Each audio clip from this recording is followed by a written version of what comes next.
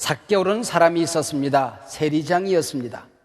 이 세리장이라고 하는 직업은 당시에 조롱거리, 손가락질을 당하는 직업이었습니다.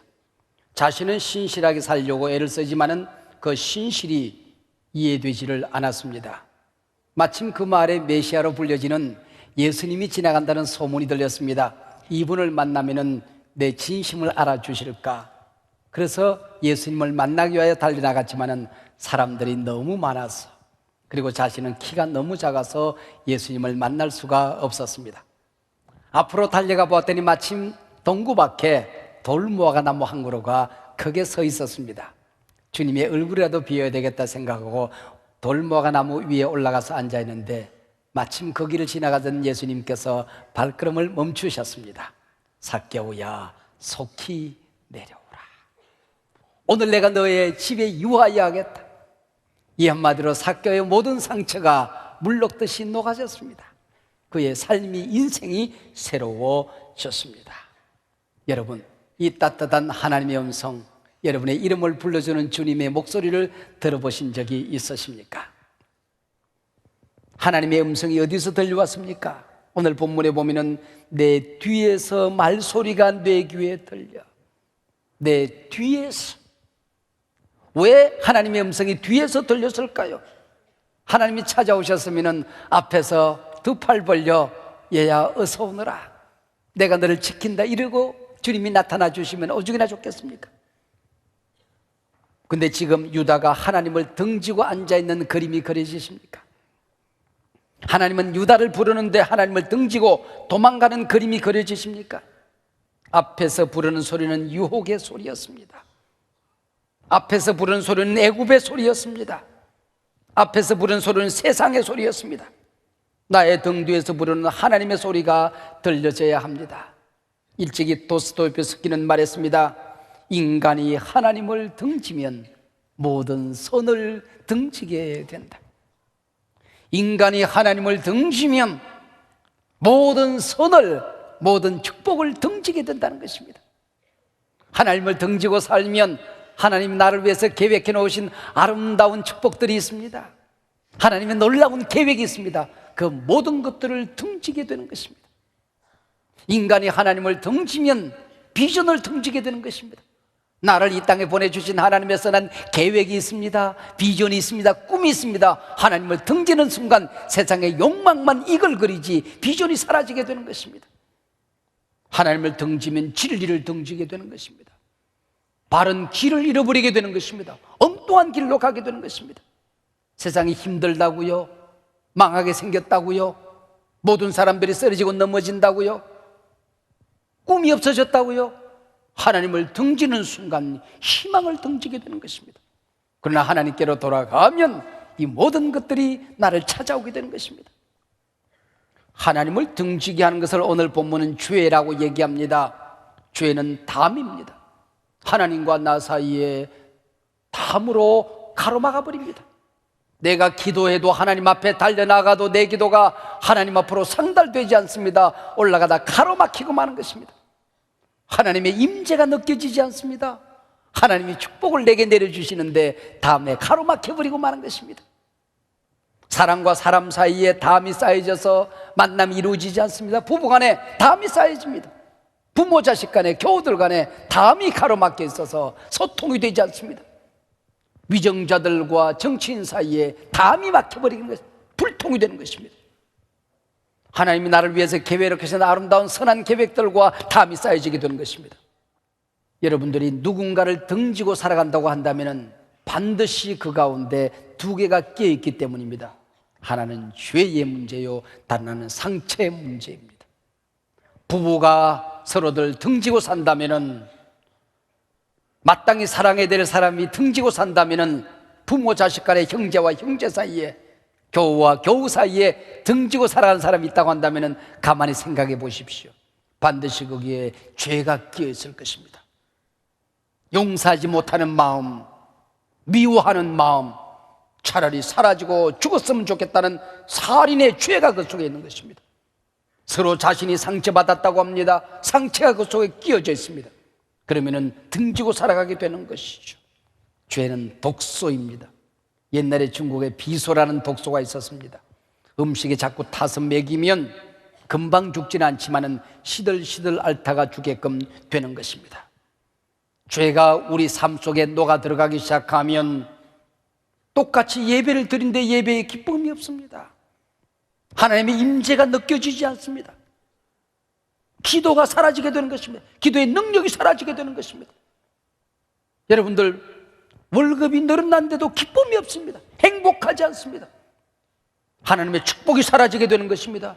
거룩한 갈망, 거룩한 열망은 사라지고 추한 욕망이 이걸 그리게 되는 것입니다. 죄는 파괴의 능력이 있습니다. 관계를 파괴합니다. 기쁨을 파괴합니다. 선악과를 따먹고 아담과 하와는 하나님을 등지고 도망갑니다. 따라오며 부릅니다. 아담아, 아담아, 너희 어디 있냐? 여러분, 햇볕은 찬란하게 빛이 나는데 햇빛을 등지고 내가 걸어가면은 어두운 그림자가 내 앞에 놓여지게 되는 것입니다. 내가 빨리 아무리 도망을 간다고 할지라도 그림자는 나보다 더 빨리 앞으로 도망을 가 있습니다. 어두운 그림자를 물리치기 위해서 칼로 그림자를 도려내도 소용이 없습니다. 물로 씻어도 씻겨지가 않습니다. 총을 쏘아도 그림자는 사라지지 않습니다. 원자폭탄을 터뜨려도 이 그림자는 사라지지가 않는 것입니다.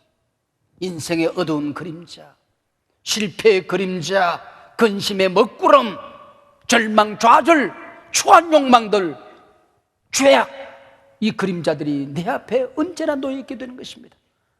그러나 이 순간 내가 몸을 돌려서 햇빛을 바라보는 순간 그림자는 순식간에 내 등 뒤로 사라지게 되는 것입니다. 할렐루야. 이거는 신비입니다. 이거는 진리입니다. 여러분들이 어두운 그림자 속에 온갖 문제 속에 휩싸여 있다 할지라도 이 순간 여러분의 삶을 돌려서, 영혼을 돌려서 햇빛을 바라보면, 하나님을 바라보면 여러분 그림자는 뒤로 사라지게 될 것입니다.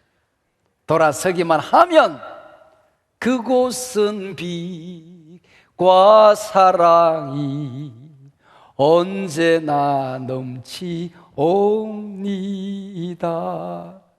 주님을 바라보기만 하면, 하나님이 천지 우주 만물을 창조하고 하나님의 자녀들이 행복하게 살기를 원하셨습니다. 그래서 행복을 만들어서, 이 행복은 지혜로운 사람만이 누릴 수 있는 너무나도 엄청난 축복이니까 이걸 어디에 숨겨둬야 되겠는데 어디에 숨길까 천사들과 의논하고 있었습니다. 황금 속에 숨기자. 한 천사가 말했습니다. 그건 안 된다.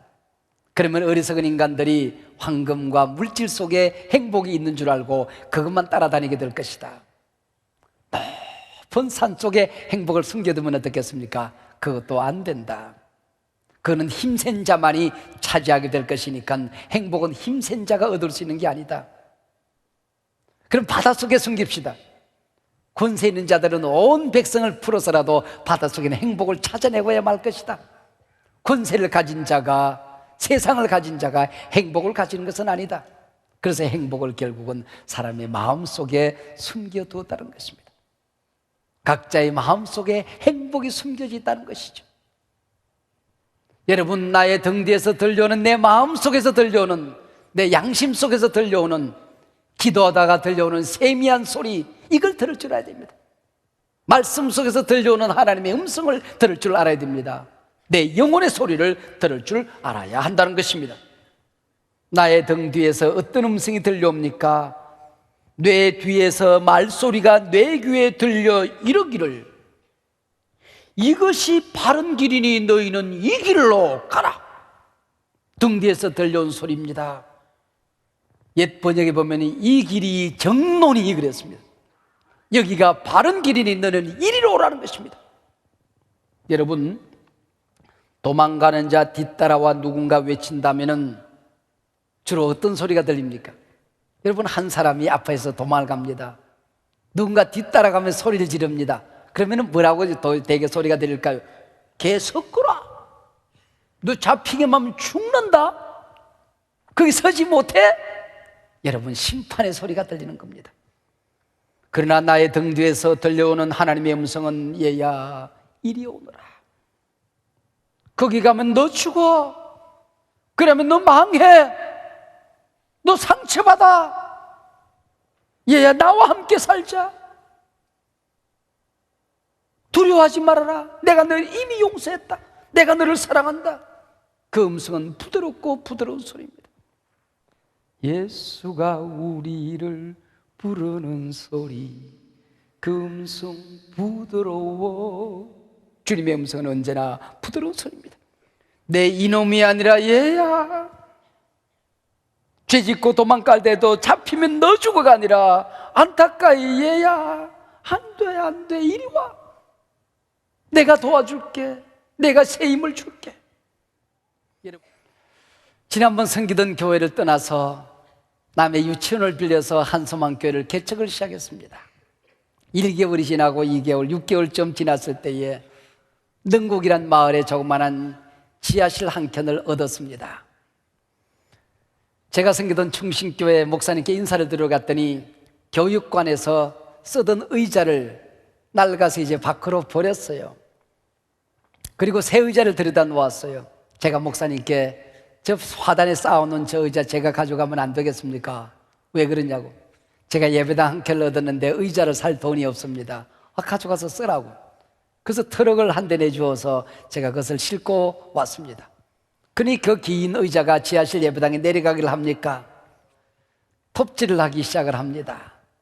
긴 거, 낡은 거, 잘못된 거 다 잘라내고 붙이고, 그래서 칸칸이 만들어서 창문을 뜯어내고 그쪽으로 의자를 집어넣었습니다. 그리고 의자를 배열하고 난 다음에 세상을 다 가진 것처럼 행복했습니다. 그런데 앞불사 어디서 물이 새어나옵니다. 결로 현상인 줄 알았죠. 외부의 온도와 내부의 온도가 차이가 느껴져서 지하실에서 가끔 물방울이 고이는 걸 결로 현상이라고 그럽니다. 근데 대개 결로는 벽에서 하는데 이 벽에서 물이 새는 것이 아니라 바닥에서 물이 올라옵니다. 몇 개월 후에 알은 사실이지만 수도공사가 잘못돼서 물이 나오고 있었던 것이죠. 새벽 예배를 드리기 전에 1시간 전에 와서 주걱으로 물을 퍼내고, 그리고 수건으로 닦아내고, 두루마리 화장실 풀어서 물 닦아내고, 예배 드리고 나면 또 질컥질컥해집니다. 그날도 의자 밑을 기어다니면서 아내와 함께 물을 퍼내고 닦아내고 말리고 있었는데 한 2번 왔다 갔다 하더니 허리가 약한 아내는 몸져 누웠습니다. 이제는 집사님 한 분이 도와주면 같이 하고, 안 그러면 제가 예배 시간 전에는 항상 의자 밑을 기어다니면서 물을 닦아냈습니다. 어느 날 의자 밑을 기어다니며 물을 닦는데 의자에 부딪힌 것도 아닌데 윽 하고 담이 들었습니다. 꼼짝을 못하겠습니다. 낮은 포복을 강단 위로 올라옵니다. 그냥 어쩌는 줄 모르고 와서 손에 들었던 수건 2개를 강단 위로 집어던지면서 엉엉엉엉 울었습니다. 처음에는 아파서 울었습니다. 서러워서 울었습니다.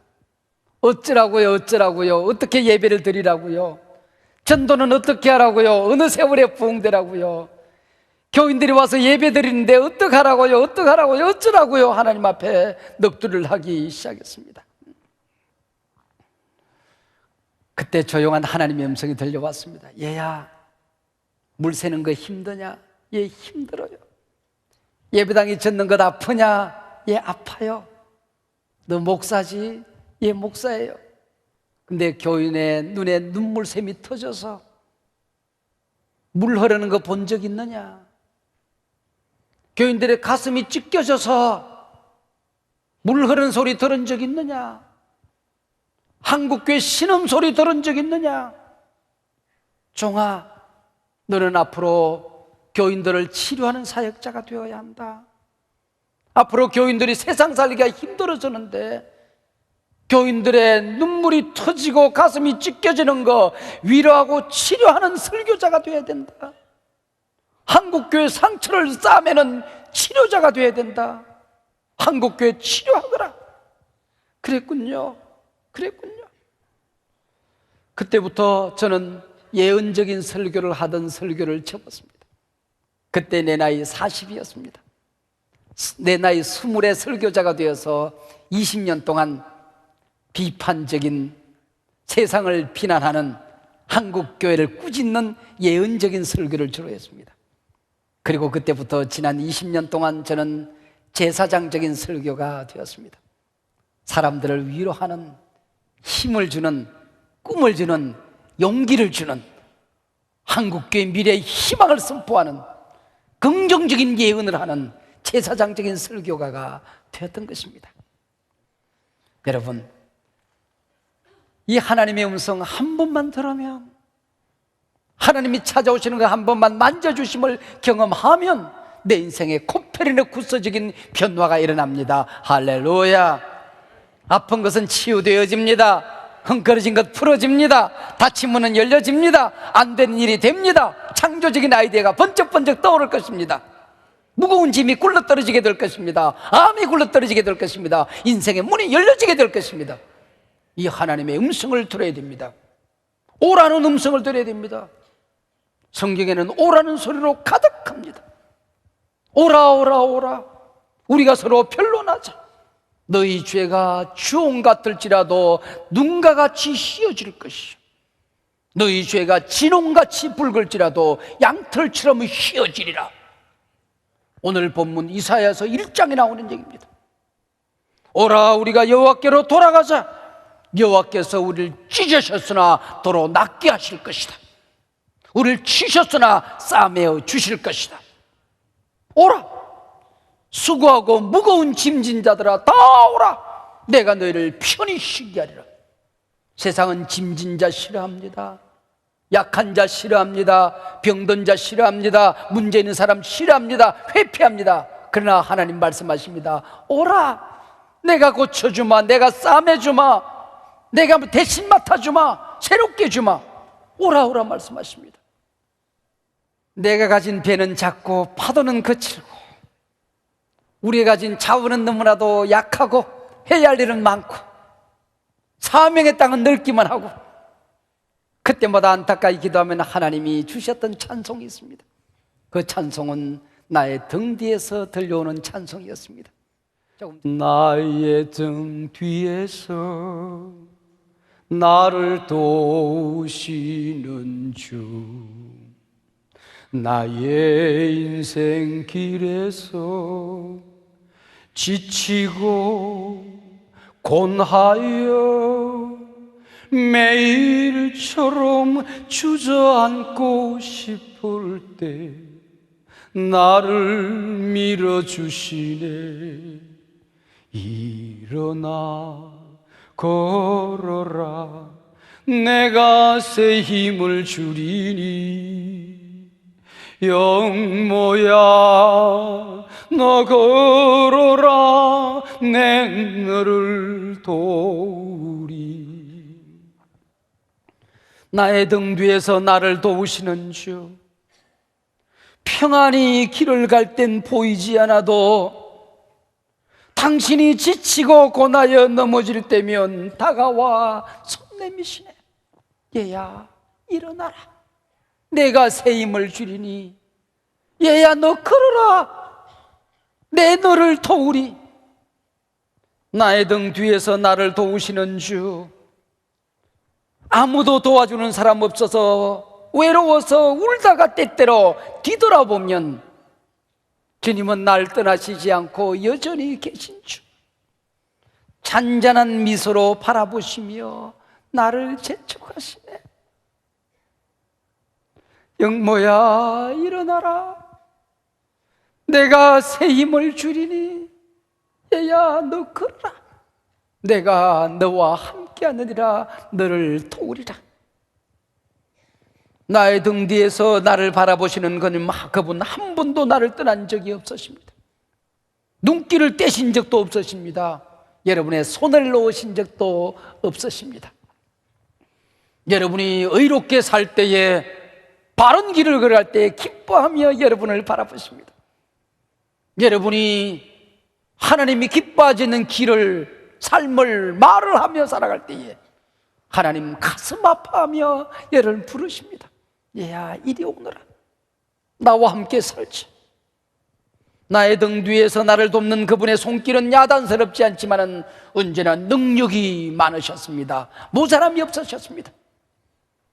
내가 초조해서 급해서 동동거리면 하나님이 멀리 있는 것처럼 보이지만은 하나님은 정확한 시간에 언제나 나를 붙들어 주셨습니다.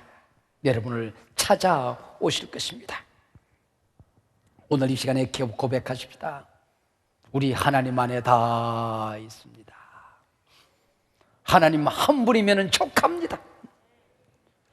하나님이 모든 것을 주실 수 있습니다. 하나님 많이 주십니다. 하나님이 주시는 양식으로 살겠습니다. 하나님이 주시는 것 먹고 살겠습니다.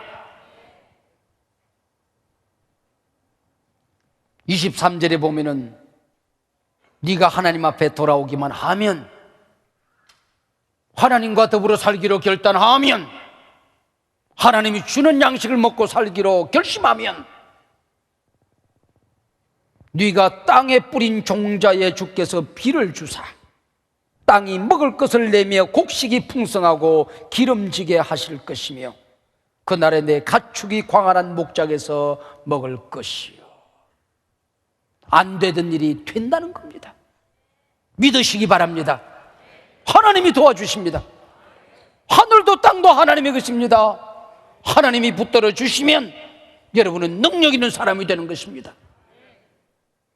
가축도 광활한 목장에서 먹게 될 것이다.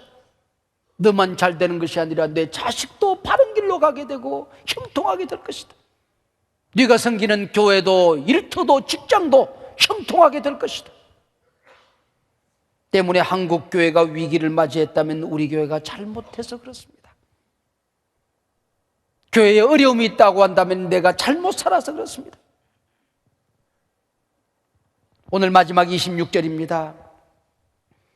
여호와께서 자기 백성의 상처를 싸매심에 그들의 맞은 자리를 고치시는 날에는 달빛은 햇빛 같겠고 햇빛은 7배가 되어 7날의 빛과 같으리라. 하나님을 등지고 도망가던 야곱, 달빛을 보아도 무섭습니다. 햇빛을 보아도 두려워서 햇빛을 볼 수가 없었습니다. 등 뒤에서 야곱을 부르는 하나님의 음성을 듣고 그래도 도망가니까 새벽녘 하나님께서 시름을 걸어옵니다. 그리고 환도뼈가 부러지고 하나님의 손에 붙들리는 그 순간 아침 햇살이 밝게 떠오릅니다. 어저께만 하더라도 어둡게만 느껴지던 그 햇빛이, 두렵게만 느껴지던 그 햇빛이 나와 아무런 상관이 없는 것처럼 보이던 온 세상이 그 햇빛 하나가 분이엘이라. 떠오른 것은 어제 태양이나 오늘이나 똑같이 태양 하나인데 그 태양이 하나님의 얼굴로 보여지는 것입니다. 환하게 웃으며 얘야 잘했어, 돌아오기를 잘했어, 내가 내 손 붙들고 이제 아버지께로 가자, 약속의 땅으로 가자, 잘 왔어. 솟아오른 아침 태양이 어쩌면 그렇게 밝게 웃으며 그를 반겨 맞아주는지, 저게 태양이냐? 분이엘, 하나님의 얼굴이구나. 하나님의 얼굴이구나. 여러분, 하나님께로 돌아가서 책발을 내드리면 온 세상이 여러분을 향하여 웃어줄 것입니다. 오늘 본문 마지막 절을 표준 세번역으로 읽고 오늘 말씀을 맺을까 생각합니다. 주께서 백성의 상처를 싸매어 주시고 매맞아 생긴 그들의 상처를 고치시는 날에 달빛은 마치 햇빛처럼 밝아지고 햇빛은 7배나 밝아져서 마치 7날을 한데 모아놓은 것 같이 밝아질 것이다. 여러분의 내일을 향한 하나님의 약속의 음성입니다.